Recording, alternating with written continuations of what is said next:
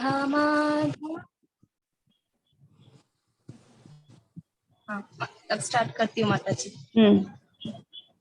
जय राधा माधव कुंज बिहारी।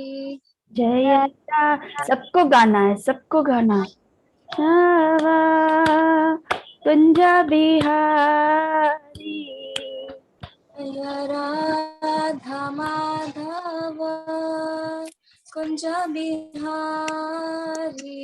जय राधा माधव कुंज बिहारी।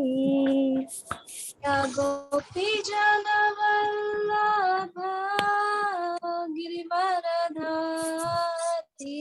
जय गोपी जन वल्लभ गिरिवरधारी। जय गोपी जन वल्लभ गिरिवरधारी। जय गोपी जन वल्लभ गिरिवरधारी।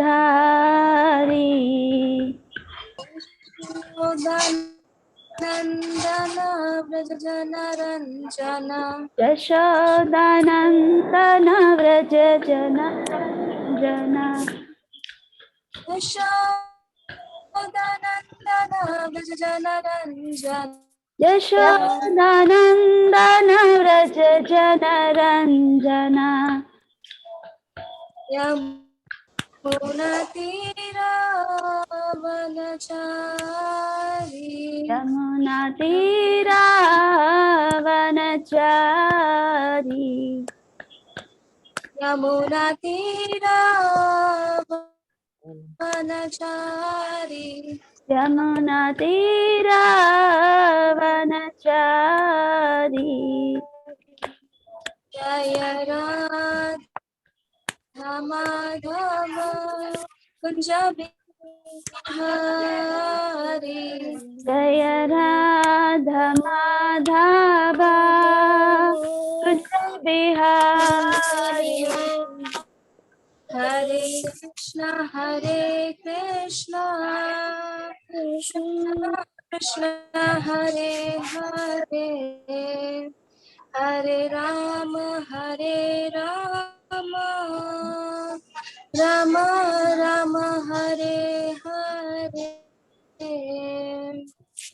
हरे कृष्ण हरे हरे कृष्ण कृष्ण कृष्ण हरे हरे। हरे राम राम राम हरे हरे। हरे कृष्णा कृष्णा कृष्णा हरे हरे।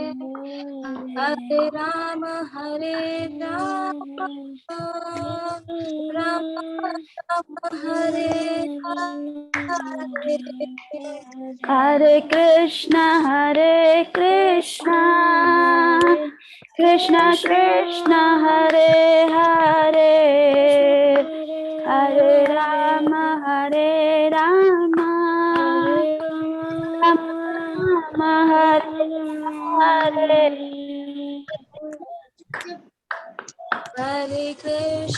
हरे कृष्णा कृष्णा कृष्णा हरे हरे। हरे राम राम राम हरे हरे। हरे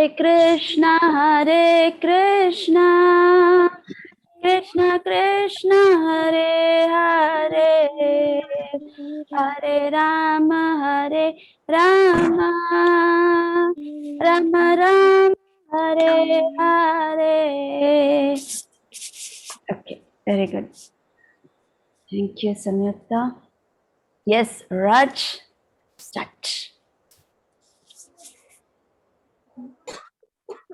ओम ज्ञानतिमिरान्धस्य ज्ञानाञ्जनशलाकया चक्षुरुन्मिलितं येन तस्मै श्री गुरुवे नमः।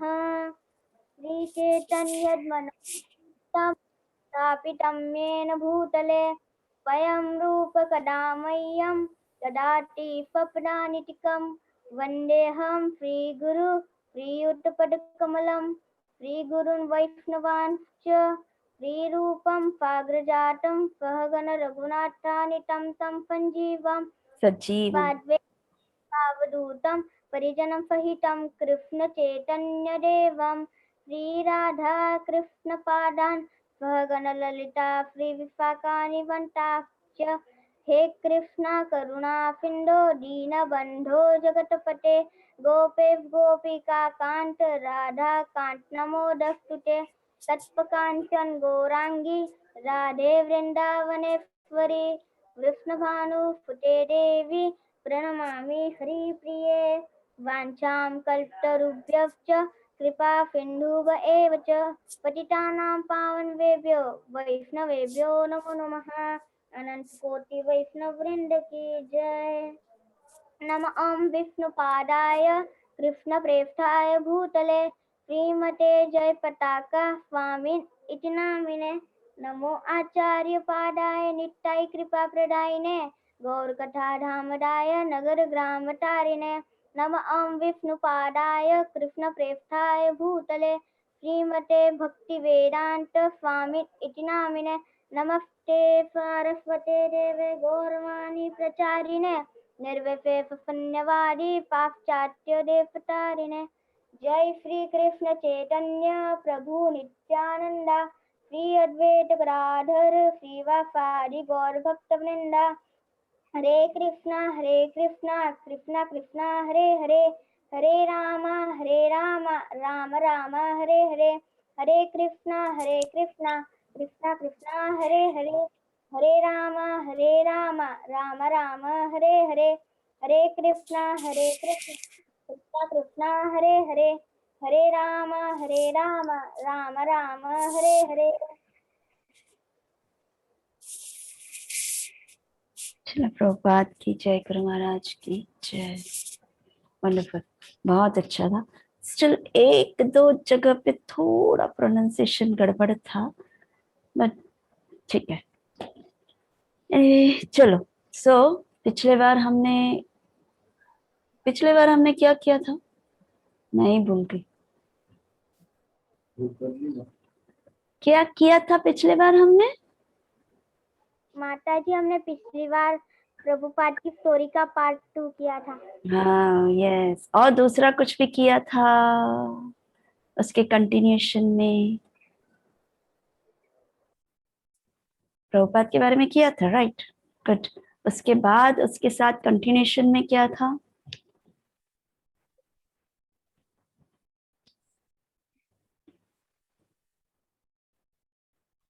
कंटिन्यूएशन में था कौन बोलेगा? गुरु के बारे में था, राइट? गुरु के बारे में था,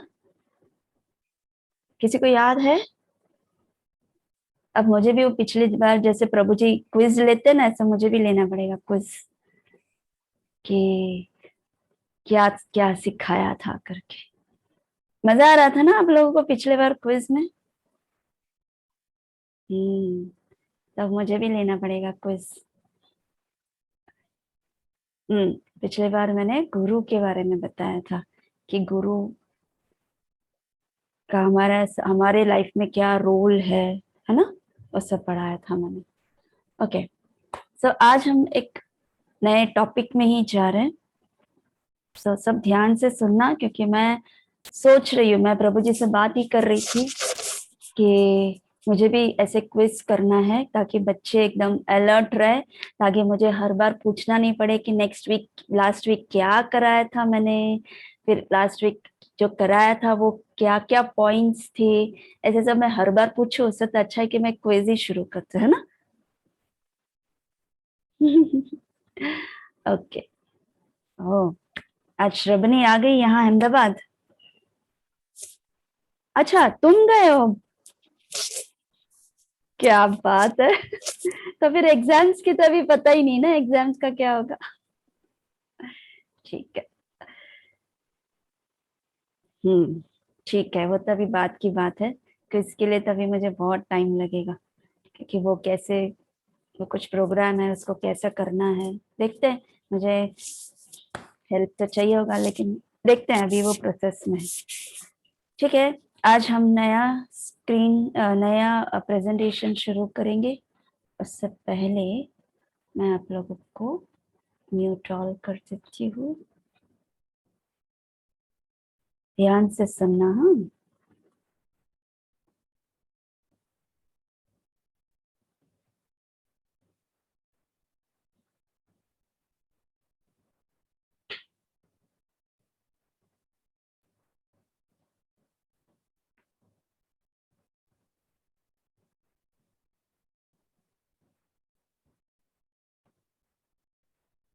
सबको दिखाई दे रहा है? ओके। सो आज हम जो पढ़ने जा रहे हैं वो 6 गोस्वामी, जिनको कहते हैं संस्कृत में षड गोस्वामी।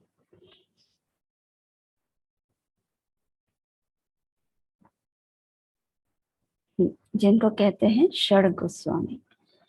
ये हमारे भक्ति में और हमारे जो डिवोशनल जितने भी आज हम जो भी कर रहे हैं, ये सब जो वृंदावन हम आके दर्शन कर रहे हैं, ये सब इनके वजह से, इन्होंने वृंदावन की खोज की। और आज हम कितने यात्री, कितने विजिटर्स, कितने डिवोटीज आते हैं, और हम बहुत ही प्रेम से राधा श्याम सुंदर का दर्शन करते हैं।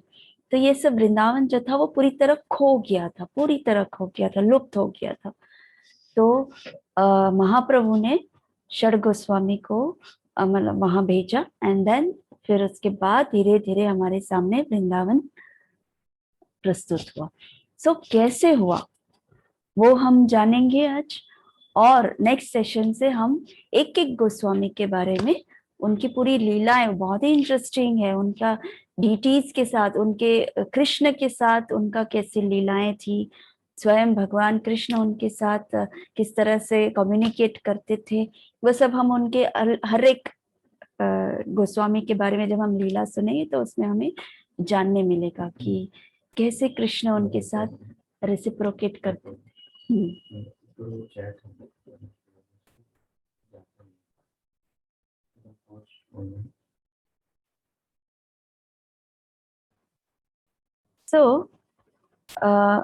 ये सबसे पहले हम देखेंगे कि ये हमारे गुरु परंपरा में आते हैं। हमारे सभी डिवोटीज के घर पे ये पूरा ऑल्टर है, जैसे ये पूरा गुरु परंपरा है।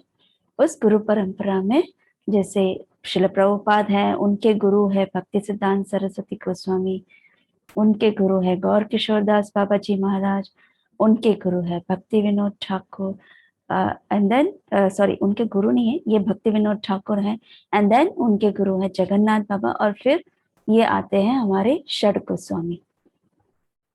ये हमारे सभी मंदिर, हमारे एक तो हम मंदिर जाएंगे वहां पर भी ऑल्टर में होता है, एंड दूसरा अपने घरों में भी हम ये ऑल्टर रखते हैं, ताकि हमें उनका हमेशा आशीर्वाद प्राप्त हो।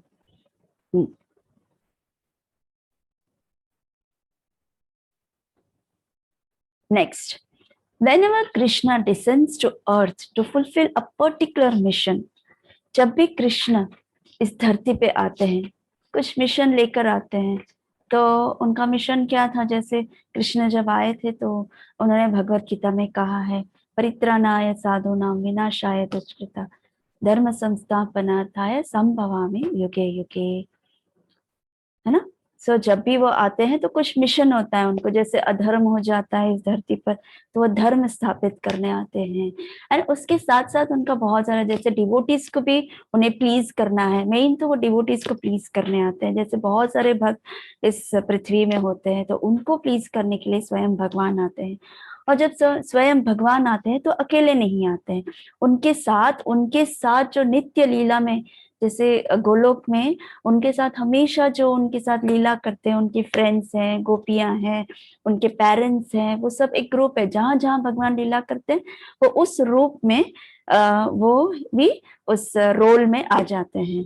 जैसे फॉर एग्जाम्पल कोई ड्रामा प्ले करता है, तो जैसे फॉर एग्जाम्पल जैसे नरसिंह देव का कोई ड्रामा हो रहा है, तो उसमें बहुत सारे लोग आते हैं, प्रहलाद महाराज आते हैं, ऐसे कई कई कई रोल्स, तो उसके अनुसार वो कैरेक्टर प्ले करते हैं। तो उसी तरह कृष्ण में भी उस तरह से वो कैरेक्टर प्ले, अब जैसे कृष्ण है, कृष्ण तो गोलोक में जैसे थे वैसे ही है, तो वहां पर जो कैरेक्टर्स जो प्ले करते हैं वही का वही कैरेक्टर इस पृथ्वी में जब भगवान वृंदावन में आए थे तो वही रोल उन्होंने प्ले किया था, वहीं पर वही कैरेक्टर सबने प्ले किए थे।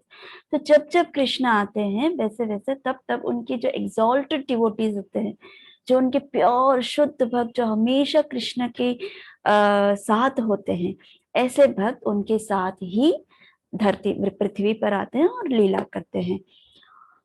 So he is accompanied by an entourage of his most exalted devotees who descend with him. Descend मतलब उनके साथ अवतरित होते हैं from the spiritual realm. Realm मतलब गोलोक धाम से आते हैं और कृष्ण के साथ उस लीला में पार्टिसिपेट करते हैं। तो ऐसे ही जैसे कृष्ण आते हैं तो किस तरह की लीला, they appear as parents, they appear as friends. Parents में यशोदा मैया और नंद बाबा जैसे आते हैं, फ्रेंड्स में बहुत सारे फ्रेंड्स हैं उनके, तो वो बन के आते हैं, उनके रिलेटिव्स हैं उस तरह से आते हैं। And they are his liberated sincere devotees who have come to facilitate in the advancement of his mission. So mission में वो जिस कार्य के लिए यहाँ पर आए हैं उस कार्य को फुलफिल करने के लिए, उसमें फैसिलिटीज देने के लिए सब भक्त आते हैं। जैसे मथुरा में कृष्ण को जन्म लेना होता है, तो कंस तो ऑलरेडी बहुत त्राही त्राही कर रहा था उधर, तो उससे पहले सब देवी देवता जो थे, तो कृष्ण ने कहा कि आपको पहले अपीयर होना है उधर, एक जो जो कैरेक्टर उनको दिया गया उस अनुसार आपको मथुरा में प्रवेश होना है करके। तो वहाँ के जो कुछ कुछ देवी देवता हैं वो एक नॉर्मल वहाँ के मथुरा वासी की तरह, कुछ स्पेशल उनके किंगडम में, जैसे कंस के किंगडम में कुछ रोल प्ले करना है, तो उस तरह से वो अवतरित वहां होकर। फिर धीरे धीरे बलराम जी आए, फिर बलराम जी कृष्ण के आने से पहले ही देवकी के 7th पुत्र है ना, 7वें पुत्र के रूप में वो वहां प्रवेश हुए, एंड देन लास्ट में फिर कृष्ण आए। तो उस तरह से उनके आने से पहले ही सब कुछ वहां पर अरेंज कर देते हैं जो उनके एक्सॉल्टेड डिवोटीज होते हैं, और फिर अंत में कृष्ण प्रवेश करते हैं। तो उस तरह से मिशन को एडवांस करने के लिए तो वो फैसिलिटीज देते हैं। तो इस तरह से वो अपीयर हुए। एक्चुअली कृष्ण को किसी की हेल्प की जरूरत नहीं है, तो वो सब कुछ अपने आप कर सकते हैं, लेकिन जस्ट कि उसके जो उनके जो शुद्ध भक्त है वो कृष्ण के एसोसिएशन ले, कृष्ण के लीलाओं में वो भाग ले और वो एंजॉय करे। और उसी तरह कृष्ण भी उनके संग लेकर एंजॉय करना चाहते हैं, उनके डिवोटीज का संग उन्हें बहुत अच्छा लगता है। कृष्ण जहाँ भक्त उनका गुणगान करते हैं वहां पर कृष्ण उपस्थित होते हैं, ऐसे स्वयं भगवान भगवत गीता में कहते हैं, जहाँ मेरे भक्त मेरा कीर्तन करते हैं वहां पर मैं होता हूँ करके। क्योंकि डिवोटीज को वो बहुत प्रेम करते हैं, जितना भक्त उनसे प्रेम करते हैं उतने ही कृष्ण उनसे प्रेम करते हैं भक्तों को। सो इसीलिए कृष्ण भी उनको एंजॉय कराते हैं और कृष्ण स्वयं भी एंजॉय करते हैं उनका एसोसिएशन। सो लॉर्ड चैतन्य, हम सब चैतन्य महाप्रभु के बारे में हमने सुना है, हमने ऑलमोस्ट थोड़ा कुछ उनके बारे में देखा भी है और सुना भी है। So Lord Chaitanya's teaching are the same as Lord Krishna's teaching.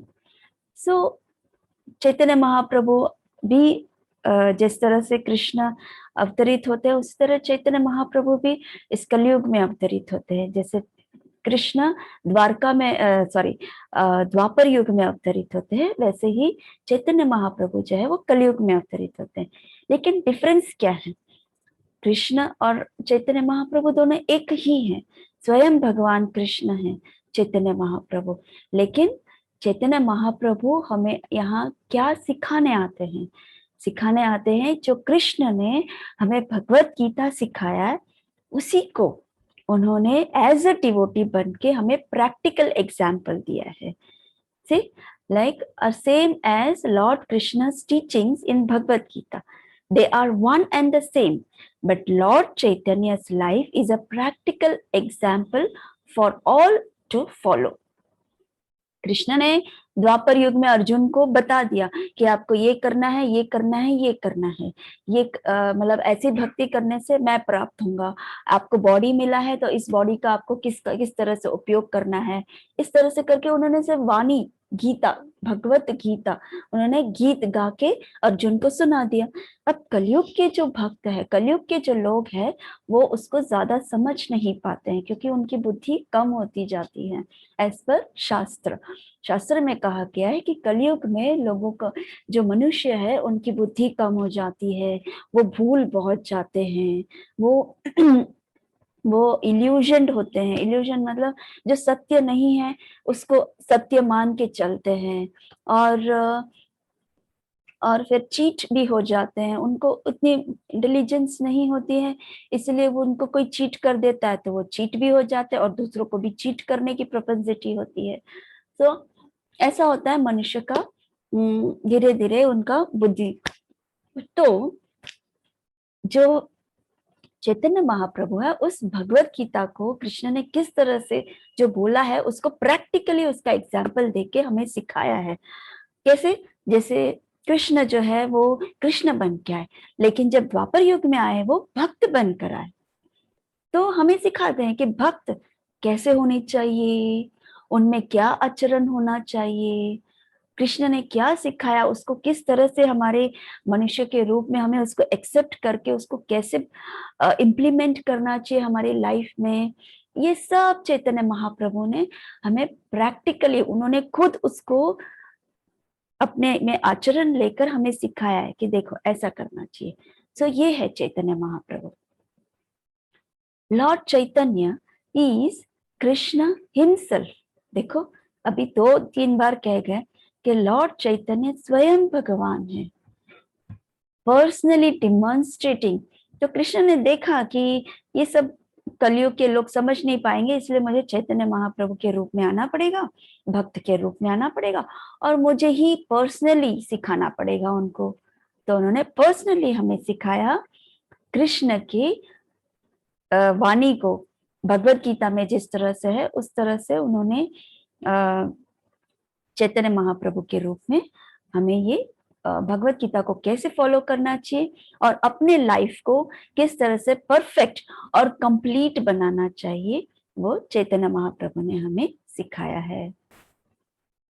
जिस तरह से कृष्ण के लीला में उनके जो एग्जॉल्टेड डिवोटीज उस रोल के अनुसार उन्होंने प्ले किया है, उसी तरह चैतन्य लीला में उनके जो भक्त हैं एग्जॉल्टेड डिवोटीज, वो भी अवतरित हुए इस पृथ्वी में. तो उनमें से हैं ये षड गोस्वामी, ये 6 Goswami, who are the direct followers of Lord Chaitanya. ये जो है चैतन्य महाप्रभु के साथ डायरेक्ट कनेक्शन है उनका.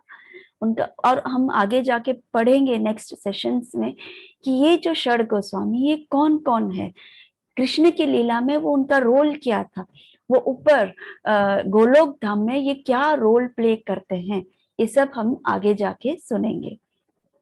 तो अभी इस चैतन्य लीला में ये षड गोस्वामी के रूप में आए हैं, और ये लोग डायरेक्टली, ये गोस्वामी जो हैं डायरेक्टली कृष्ण के चैतन्य महाप्रभु के followers हैं.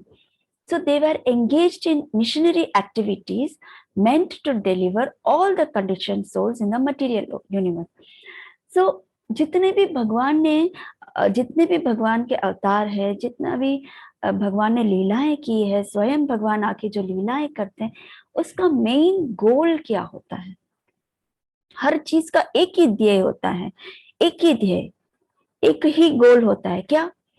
भक्तों की रक्षा करना, भक्तों पे कृपा करना, और इस संसार में जितने व्यक्ति है, जितने लोग हैं, उन सबको सिखाना कि फाइनली आपको कृष्ण के धाम में जाना है, फाइनली आपको कृष्ण की भक्ति करनी है, और हमारे पास कोई चॉइस नहीं है.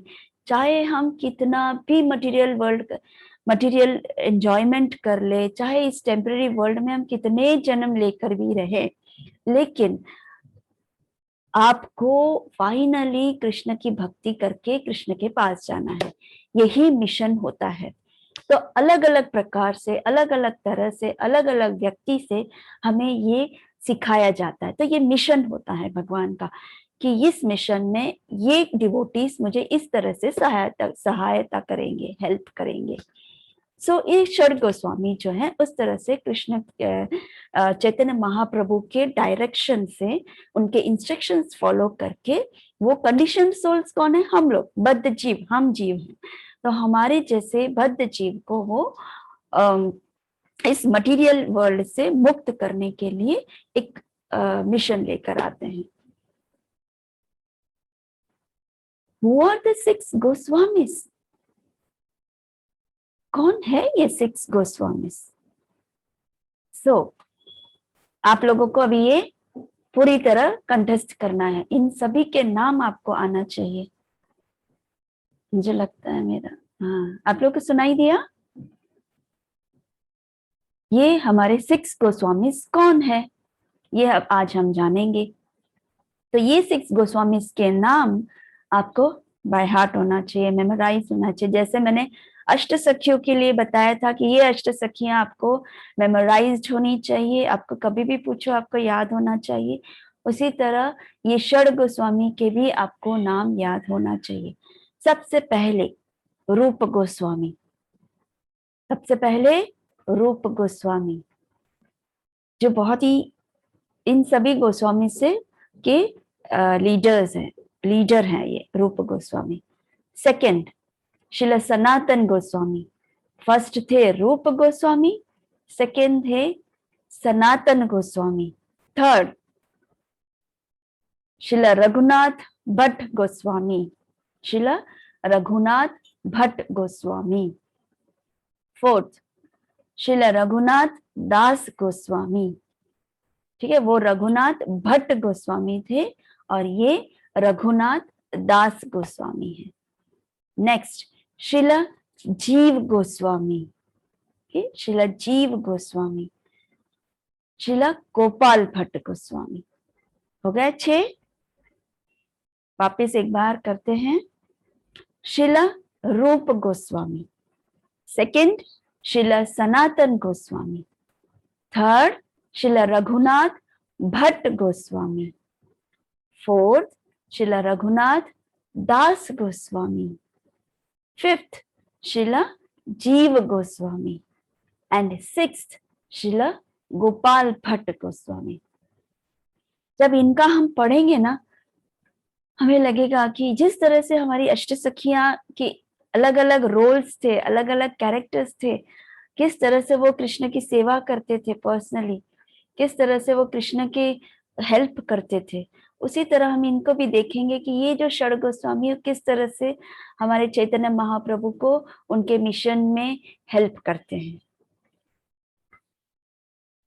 ओके, नाउ सबसे पहले जो मैंने आपको बताया था रूप गोस्वामी और सनातन गोस्वामी। रूप गोस्वामी जो है वो इन सब षड गोस्वामी के लीडर्स थे और सेकंड जो है वो सनातन गोस्वामी। तो रूप गोस्वामी और सनातन गोस्वामी जो हैं वो सगे भाई हैं, ब्रदर्स हैं वो, रूप गोस्वामी और सनातन गोस्वामी। तो द 2 brothers श्रील रूप Goswami and Srila Sanatan Goswami were ordered by Chaitanya Mahaprabhu in the year 1516। अभी क्या चल रहा है? 2021 चल रहा है, राइट? अभी चल रहा है ईयर 2021। ये कौन से साल की बात है? 1516 की बात है। उस 1516 में रूप गोस्वामी और सनातन गोस्वामी को चैतन्य महाप्रभु ने आदेश दिया। क्या आदेश दिया? ये कि आप लोगों को वृंदावन जाना है और वहीं पर रहना है। वहां पर क्यों रहना है? वहां इसलिए रहना है कि वहां के जो होली प्लेसेस हैं, वहां के जो कृष्ण ने लीलाएं की है वृंदावन में, वो सब अब लुप्त हो गए। क्योंकि 5000 वर्ष पहले की बात है ना, जब द्वापर युग की बात है, जब कृष्ण आए थे, तब और अभी जब चैतन्य महाप्रभु आए वो 500 साल पहले की बात है, 550 साल पहले की बात है। तो 5000 साल कहाँ और 500 साल कहाँ। तो उस बीच में जो भी कहा जहाँ कृष्ण ने लीलाएं की है वो सब लुप्त हो गए, वो सब छुप गए, किसी को पता ही नहीं है क्या चीज कहाँ है। तो जब नहीं है तो पता कैसे चलेगा कि ये वृंदावन है, क्या पता कैसे चलेगा कि यहाँ पर लीलाएं की है भगवान ने, है ना। तो उस लीलाओं को ढूंढ के निकालना है, उस कार्य को चैतन्य महाप्रभु ने रूप गोस्वामी और सनातन गोस्वामी को दिया है। Search the Holi places and deities, उस समय पे विग्रह भी था, उन विग्रह को भी ढूंढ के निकालना है जो कृष्ण के ट्रांसेंडेंटल पास टाइम्स के साथ कनेक्टेड है, कृष्ण के पास टाइम्स के साथ वो डीटीज कनेक्टेड है, होली प्लेसेस कनेक्टेड हैं, है ना। जैसे नंद भवन है, नंद भवन के साथ कृष्ण के बाल लीलाएं कनेक्टेड है, लेकिन अब वो लुप्त हो गए हैं, वो किसी को पता ही नहीं है कि वहां पर बाल लीलाएं की है भगवान ने, पूतना वहां आई थी, वो किसी को पता ही नहीं है। तो वो जो लीलाएं हैं वो षड गोस्वामी, वो हमारे रूप गोस्वामी और सनातन गोस्वामी को ढूंढने को कहा है। Next, Chaitanya Mahaprabhu also ordered them to compile books on the great science of भक्ति योगा। ये सिर्फ अकेले की बात नहीं है कि चलो जाओ और होली प्लेसेस ढूंढो और डीटीज को ढूंढो वृंदावन में जाके और शांत बैठे रहो, नहीं, उनको और कितना कार्य दिए हैं। उन्होंने कहा कि वहां कि आपको जितने शास्त्र के जितने बुक्स हैं, जितने शास्त्र की पुस्तकें हैं, उन सब पुस्तकों को एक साथ कंपाइल करना है और आपको भक्ति योगा, कैसे भक्ति योगा क्या है, प्रोसेस ऑफ डिवोशनल सर्विस, भगवान के प्रति कैसे प्रेम जागृत करना है, कैसी भक्ति करनी है, वो आपको बुक प्रेजेंट करनी है। आपको इस तरह से, आपको इन सब शास्त्रों में से सभी निचोड़ जो बोलते हैं ना एसेंस निकाल के आपको कंपाइल करना है, इन सबको इकट्ठा करके आपको बुक डेवलप, एक शॉर्ट बुक बनानी है भक्ति योगा के बारे में। और डिवोशनल सर्विस कैसे करते हैं भगवान के लिए, वो आपको बुक्स लिखने हैं। ऐसे करके भी चैतन्य महाप्रभु ने आदेश दिया है। और इस सेक्रेट मिशन में श्रील रूप गोस्वामी और सनातन गोस्वामी को असिस्ट कर रहे थे श्रील रघुनाथ भट्ट गोस्वामी। ये सब रघुनाथ भट्ट गोस्वामी, रघुनाथ दास गोस्वामी, गोपाल भट्ट गोस्वामी, जीव गोस्वामी, ये सब चैतन्य महाप्रभु जो जगन्नाथपुरी में थे, नवदीप से जब पुरी में गए तो उस वक्त ये सब चैतन्य महाप्रभु के साथ थे। तो फिर चैतन्य महाप्रभु को लगा कि अकेले सनातन गोस्वामी और रूप गोस्वामी अकेले इतने बड़े कार्य नहीं कर पाएंगे, इसीलिए उन्होंने रघुनाथ दास गोस्वामी को, रघुनाथ भट्ट गोस्वामी को, जीव गोस्वामी और गोपाल भट्ट गोस्वामी को कहा कि वहां पर वृंदावन में मैंने रूप गोस्वामी और सनातन गोस्वामी को भेजा है, तो आप लोग जाके उनको असिस्ट करो, शायद उनको आपकी हेल्प की जरूरत पड़ेगी, इसलिए मेरी आपसे ये निवेदन है कि आप भी उधर जाइए और उनको हेल्प कीजिए। तो इस तरह से ये चारों गोस्वामी, रूप गोस्वामी और सनातन गोस्वामी के पास वृंदावन गए और वहां पर उनको हेल्प किया, और ये इकट्ठे होके उन्होंने फॉर्म किया द 6 गोस्वामीज ऑफ वृंदावन। वृंदावन में 6 गोस्वामीज के बहुत ज्यादा नाम है। आप किसी भी व्रजवासी को या किसी भी आप वहां यहाँ के लोकल को भी आप पूछेंगे तो इनको यहाँ इनके गोस्वामी के नाम का सभी को पता है क्योंकि वो इतने फेमस हैं। Okay, next. सो ये वहां पर जाके क्या कर रहे थे? सबसे पहले तो एकदम वहां चले गए, उनको तो एकदम तो वो शुरू नहीं कर पाएंगे ना, तो ये सब इकट्ठे हुए और फिर उसके बाद सबसे पहले तो उन्होंने कृष्ण का नाम लिया, कैसे जोर जोर से चैंट किया, क्योंकि वो कैसे कर सकते, कृष्ण के हेल्प के बिना तो वो कर ही नहीं सकते ना। सो कृष्ण के हेल्प के लिए उन्होंने बहुत जोर जोर से चैंटिंग शुरू की, बहुत जोर जोर से चैंटिंग किया।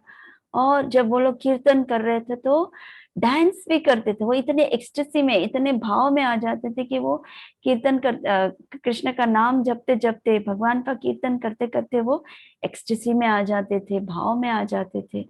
उनको ऐसा लगता था कि यहाँ कृष्ण है, यहाँ पर कृष्ण है, यहाँ कृष्ण है करके। They firmly established the teachings of Lord Chaitanya Mahaprabhu. मैं आपको ये सब क्यों ये कर रही हूँ, सब बता रही हूँ, क्योंकि एक एक के बारे में शुरू करने से पहले हमें बैकग्राउंड मालूम होना चाहिए कि इन्होंने इकट्ठे होके क्या क्या किया करके, राइट। इसलिए मैं ये सब आपको डिटेल में बता रही हूँ, तो ताकि हम एक एक गोस्वामी के बारे में जब हम जानने लगेंगे तो हमें अच्छे से उनके बारे में पता चलेगा। तो they formally establish the teachings of Lord Chaitanya Mahaprabhu. Chaitanya Mahaprabhu ने एक एक गोस्वामी को बहुत ही अच्छी तरह भक्ति के बारे में सिखाया है। तो वो क्या सिखाया है, तो वो है teachings of Lord Chaitanya Mahaprabhu. Chaitanya Mahaprabhu ने सिखाया है, तो that is called the teachings of Lord Chaitanya Mahaprabhu. तो उन्होंने एस्टैब्लिश किया, उन्होंने बुक्स, स्कॉलर्स, बहुत सारे उन्होंने बुक्स लिखे हैं, पुस्तकें लिखी हैं उन्होंने, जो अभी भी प्रस्तुत हैं, जो अभी भी हैं। थ्रू देयर वेरियस राइटिंग्स, वो बस लिखते थे, and they are the scholars and authors, और इस पर्टिकुलर किताबों के लिए वो ऑथर्स बने of many great Gaudiya Vaishnava literatures.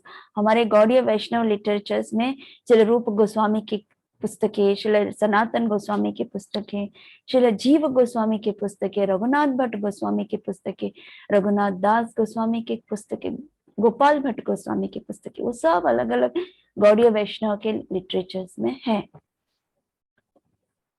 Even though both Srila Rupa Goswami and Srila Sanatan were very important ministers in the government of Bengal, ये लोग actually Calcutta में, बंगाल के गवर्नमेंट में ये दोनों मिनिस्टर्स थे, बहुत बड़े मिनिस्टर्स थे, वो बहुत बड़े मिनिस्टर्स थे। और वो डिटेल में हम उनके इंडिविजुअल जब हम पढ़ेंगे, उसके बारे में जब हम जानेंगे, तब हमको इनके बारे में पता चलेगा कि किस तरह से वो मिनिस्टर्स थे, किसके मिनिस्टर्स थे, कौन से गवर्नमेंट में, मतलब बंगाल गवर्नमेंट में वो उनका रोल क्या था, वो सब हम आगे इसके बारे में हम जानकारी लेंगे।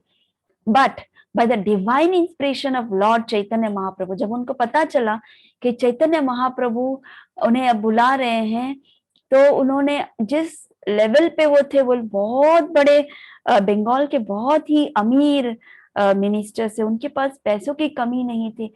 उस 500 साल पहले की बात है, जब उनके पास लाखों में उनके पास मुद्राएं वो कमाते थे, बहुत कमाते थे, बहुत ही रिचेस्ट फैमिली से बिलोंग करते थे वो, लेकिन फिर भी वो बहुत ही विनम्र थे।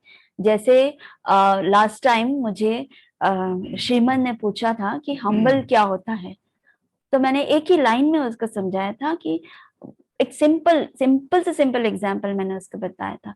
बट एक्चुअल विनम्रता क्या है डिवोशन में, वो ये है कि आप जैसे आप सभी में एक्सपर्ट हो, आपको सब कुछ आता है।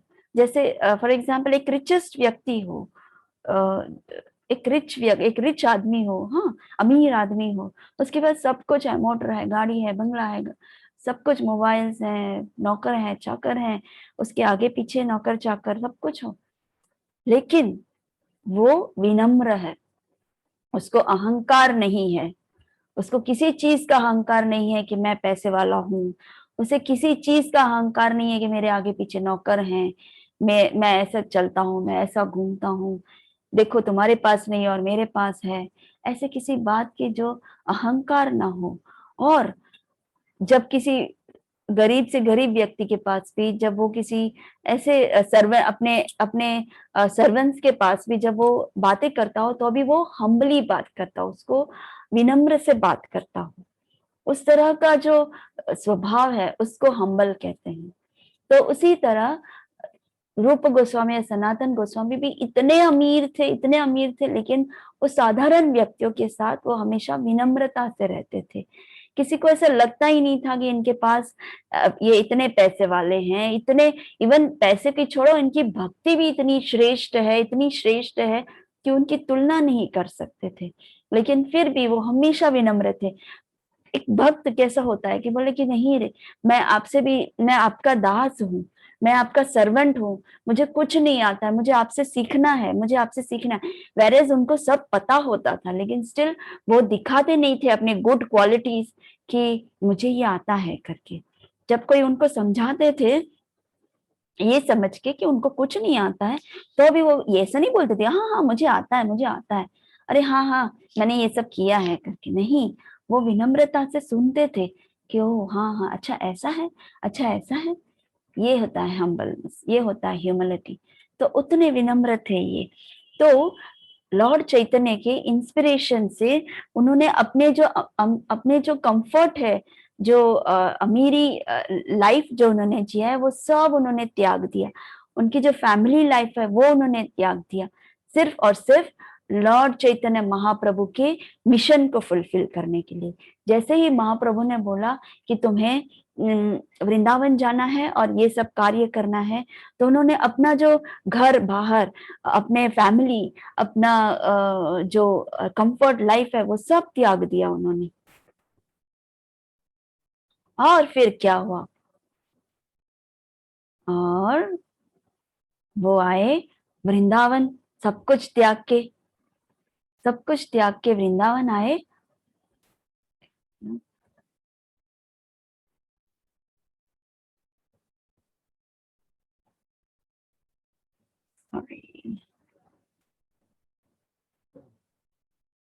ये बैक कैसे करूं, बैक कैसे जाओ प्रेजेंटेशन में? पहले तो चैट का ऑफ कर देते थे, अभी ऑफ हुआ नहीं, सेटिंग में जाते हैं, मोर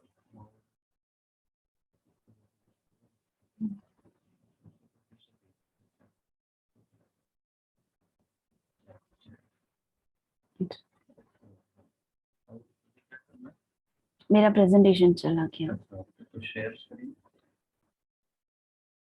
आप लोग को दिखाई दे रहा है ना? Okay.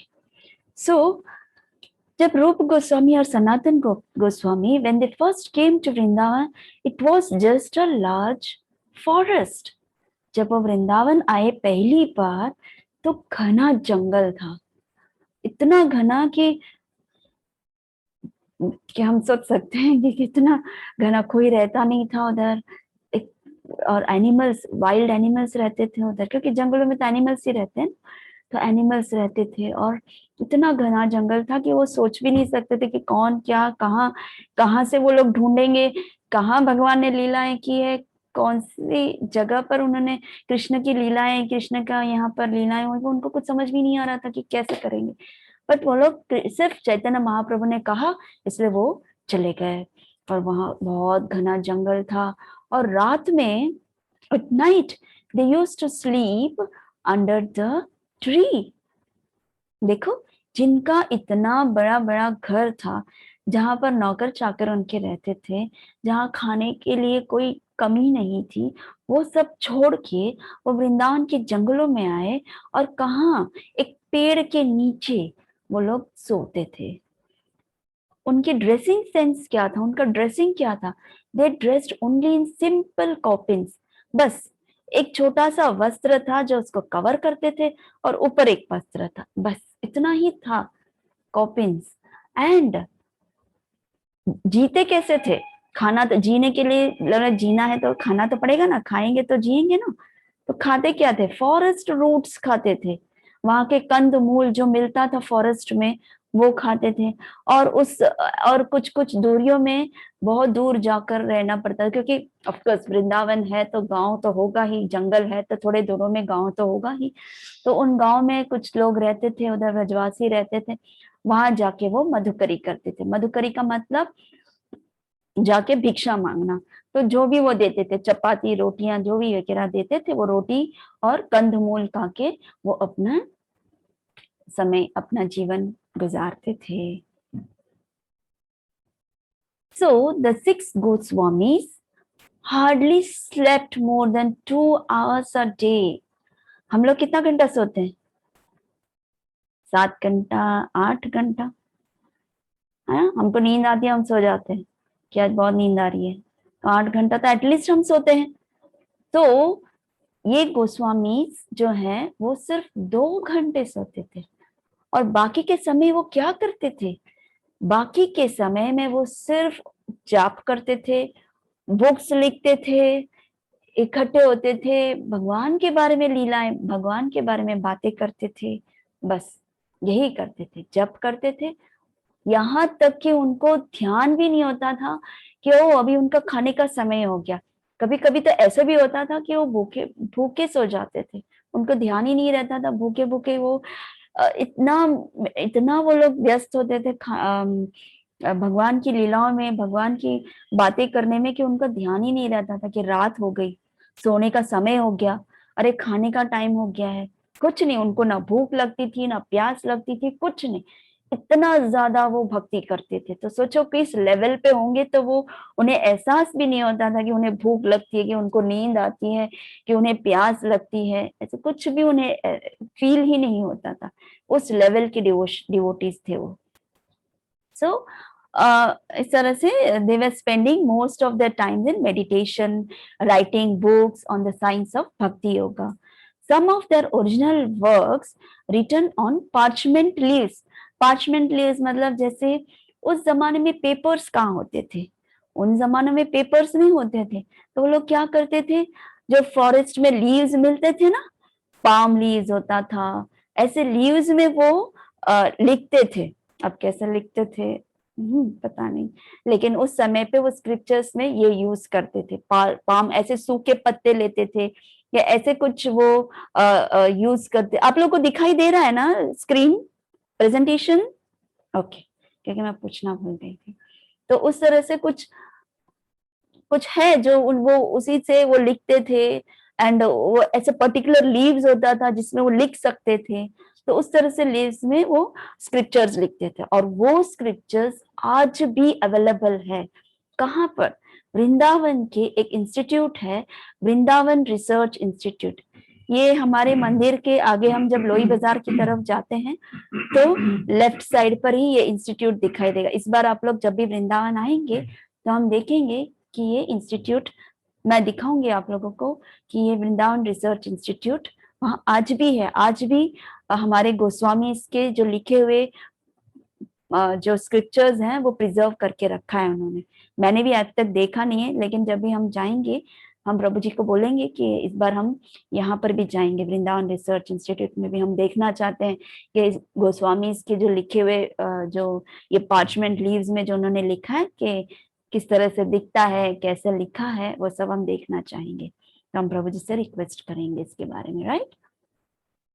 Okay, so the fame of the 6 Goswamis, धीरे धीरे धीरे धीरे ये गोस्वामीज इतने फेमस हो गए, ये 6 गोस्वामीज इतने फेमस हो गए कि उस समय पे जो एम्परर अकबर था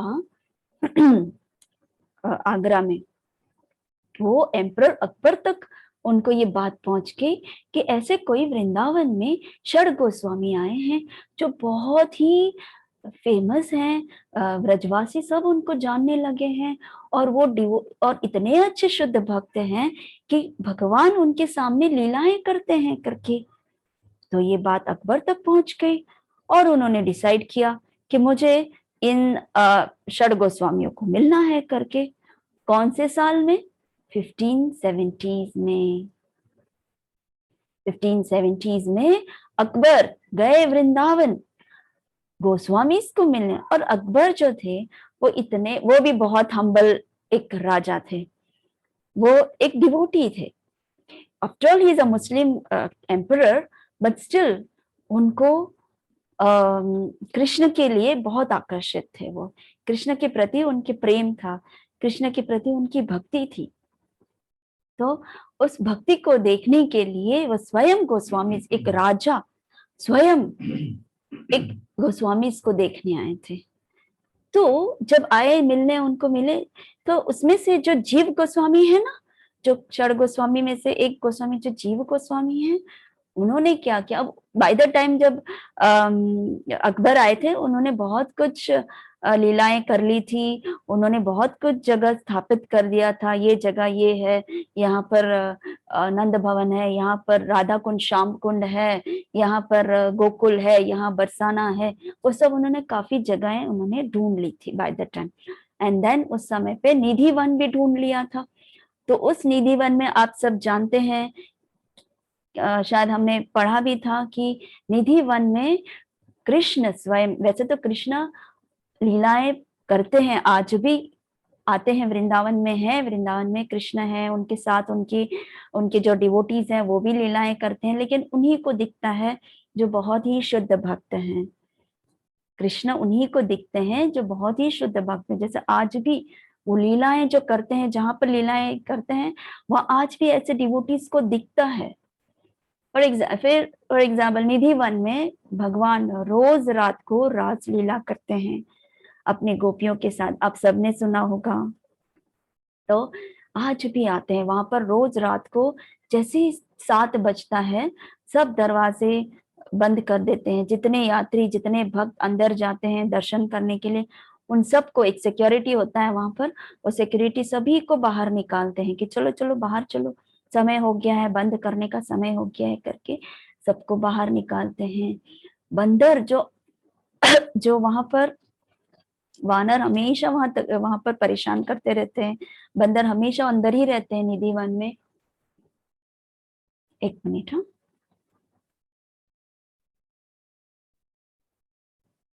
अब सबको दिखाई दे रहा है ना?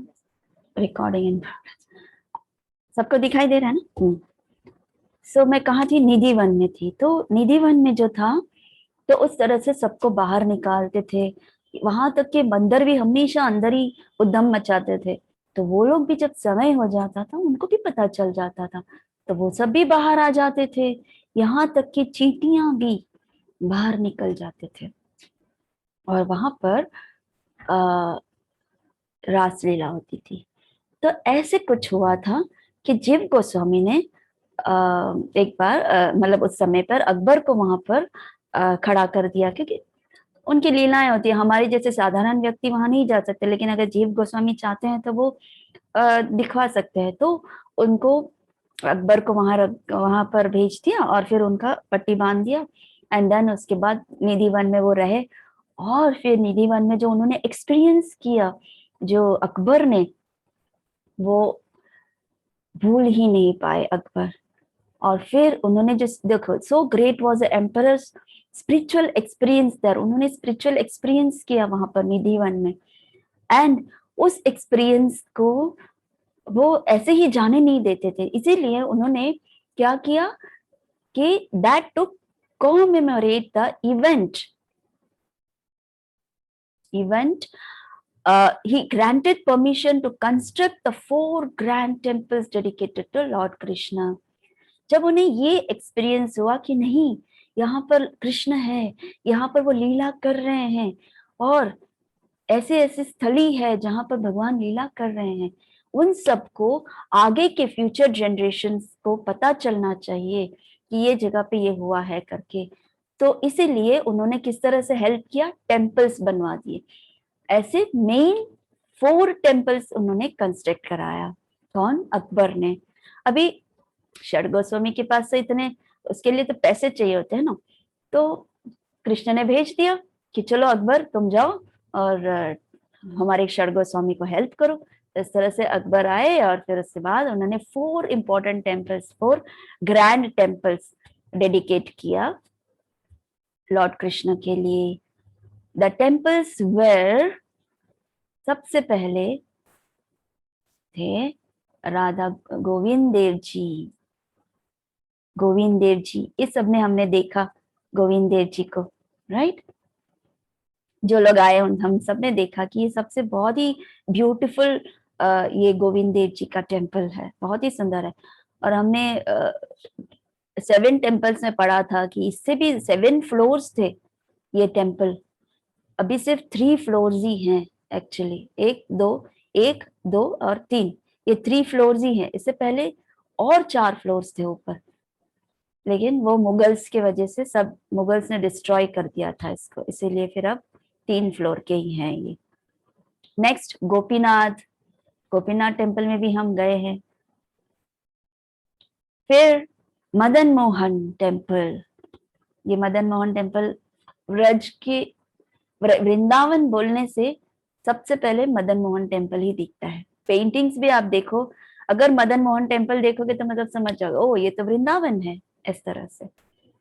मदन मोहन टेम्पल और जुगल किशोर टेम्पल, ये मैंने कहीं से लिए हैं।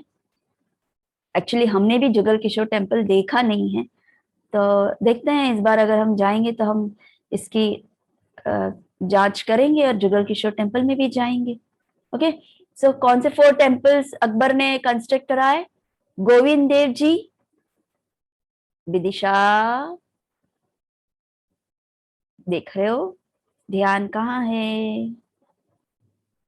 4 टेम्पल्स हैं, Govind Dev ji, next Gopinath temple, Madan Mohan temple और जुगल किशोर टेम्पल। ये 4 टेम्पल्स अकबर ने कंस्ट्रक्ट कराए। The emperors also donated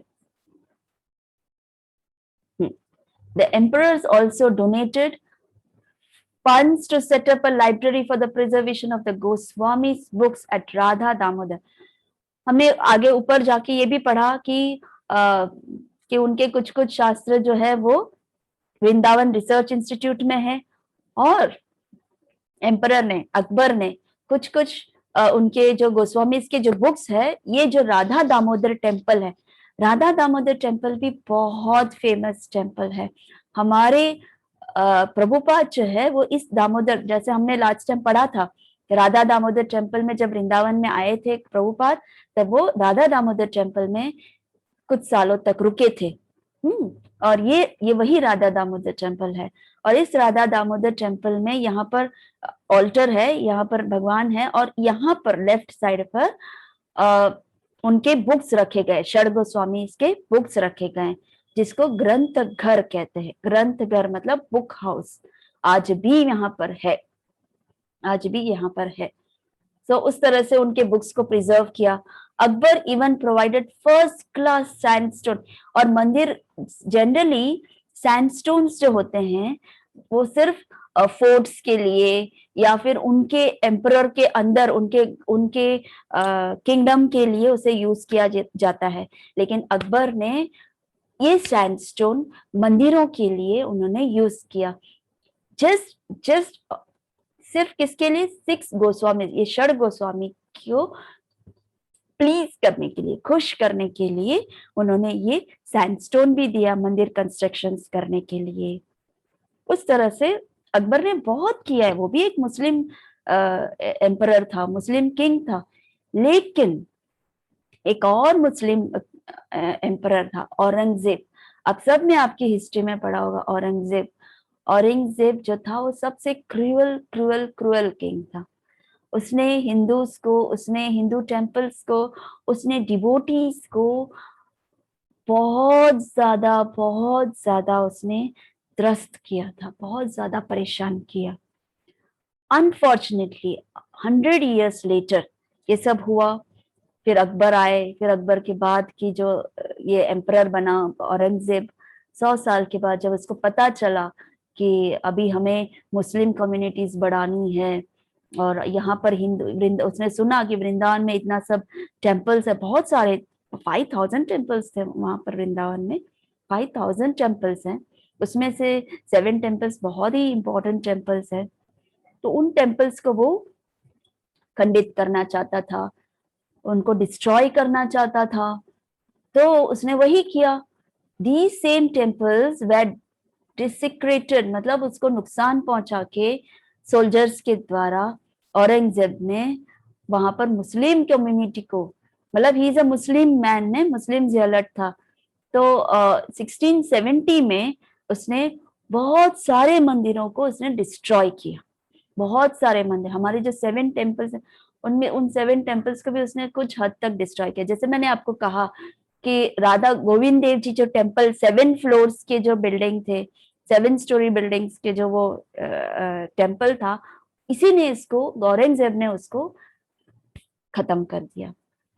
फिर वहां के जो डीटीज थे, जो विग्रह थे, जहां पर रूप हमारे जो षड गोस्वामी ने स्वयं उन डीटीज की सेवा की थी, डीटीज के साथ बातें किए थे, डीटीज के साथ कम्युनिकेट किया था, डीटीज उनके साथ बात करती थी, ऐसे डीटीज को वो डिस्ट्रॉय करना चाहता था। लेकिन समहाउ वहां के जो भक्त थे और कृष्ण के इंस्पिरेशन से, कृष्ण के सॉरी कृष्ण के डायरेक्शन से वो जो टेम्पल्स के जो डीटीज थे वो सब अलग अलग जगह पे गए। जो कुछ जयपुर में चले गए, कुछ राजस्थान के कुछ कुछ जगह पे चले गए जहां पर ये औरंगजेब कुछ नहीं कर सकता था, इसीलिए वहां पर वो चले गए। सो ऐसे बहुत सारे टेम्पल्स थे जहां पर उन्हें शिफ्ट किया गया है, रातों रात शिफ्ट किया गया है। बहुत सारे डिवोटीज ने सेक्रीफाइस किया, कितने डिवोटीज के प्राण चले गए थे उन सब चीजों में औरंगजेब के वजह से। सो ऐसे हुआ हमारे हिस्ट्री। आप लोगों ने भी हिस्ट्री पढ़ी होगी, उसमें हिस्ट्री में ये एक चीज बताना जरूरी था, क्योंकि जिस डीटीज को ये लोग वर्शिप करते थे हमारे जो षड गोस्वामी, वो डीटीज हम आगे जाके पढ़ेंगे कि षड गोस्वामी ने कौन से डीटीज को वर्शिप किया, उनके डीटीज के नाम क्या थे, वो डीटीज कैसे लीलाएं करती थी, कैसे बातें करते थे, वो सब हम आगे जाके इस चीज के बारे में पढ़ेंगे। तो ये था हमारा प्रेजेंटेशन। आज बहुत जल्दी खत्म हो गया नहीं हमारे प्रेजेंटेशन।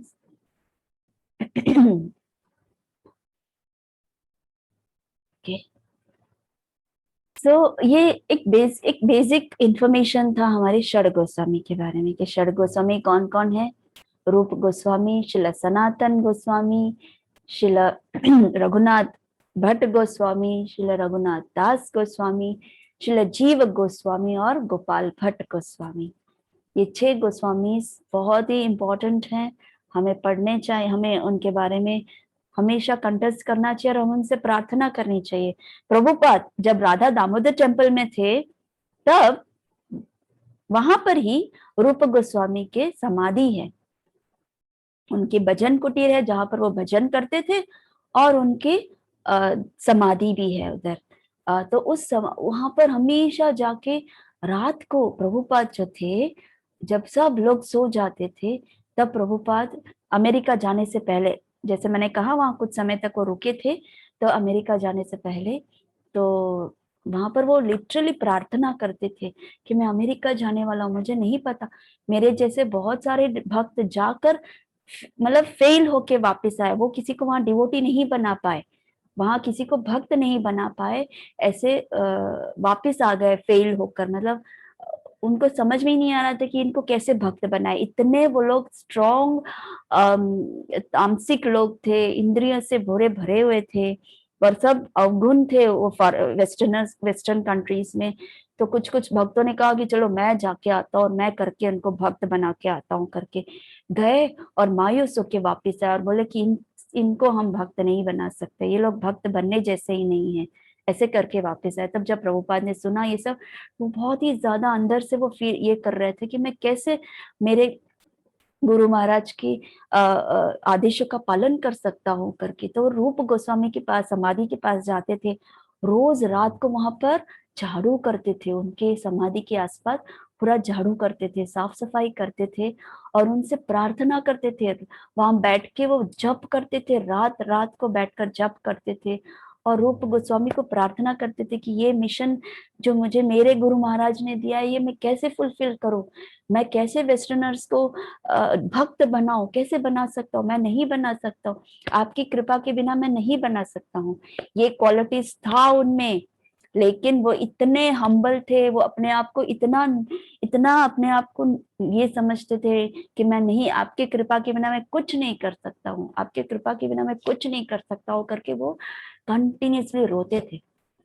और एक बार रूप गोस्वामी ने उन्हें दर्शन दिया और बोला कि तुम जिस मिशन के लिए तुम्हारा जन्म हुआ है, जिस मिशन के लिए तुम इतना मेरे से प्रार्थना करते हो, और तुम्हारे गुरु का जो तुम्हें उनके आदेश का पालन करना है, वो तुम्हारा मिशन फुलफिल हो जाएगा करके। इसीलिए तुम्हें मैं आशीर्वाद देता हूँ, तुम्हें मैं कृपा करता हूँ कि तुम अवश्य इस मिशन में फुलफिल रहोगे, तुम अवश्य फुलफिल रहोगे करके उन्होंने रूप गोस्वामी से आशीर्वाद लिया। और इन आशीर्वादों के वजह से ही इतना कॉन्फिडेंटली, इतना बोल्डली स्वयं प्रभुपाद वेस्टर्न कंट्रीज में गए और हमने देखा कि उन्होंने कितना फास्ट फास्ट उन्होंने भक्त बनाया और कैसे इजीली भक्त बन पाए।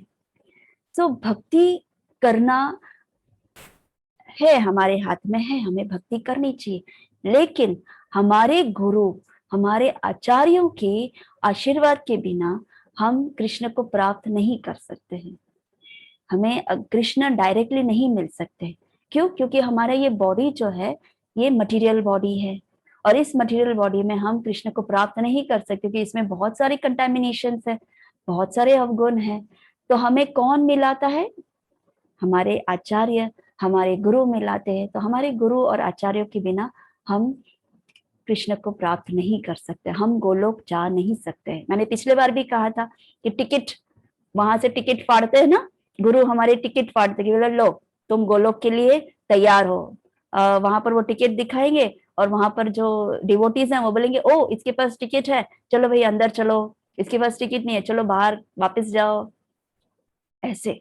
सो उस टिकट को प्राप्त करना हो तो हमें गुरु के चरणों में रहना चाहिए, हमारे आचार्यों से हमेशा प्रार्थना करना चाहिए। मैंने पहले भी आपको, जैसे ही षड गोस्वामी के बाद नेक्स्ट इमीडिएटली मैंने आप लोगों को एक पूरा गुरु परंपरा का ऑल्टर दिखाया था, याद है आप लोगों को?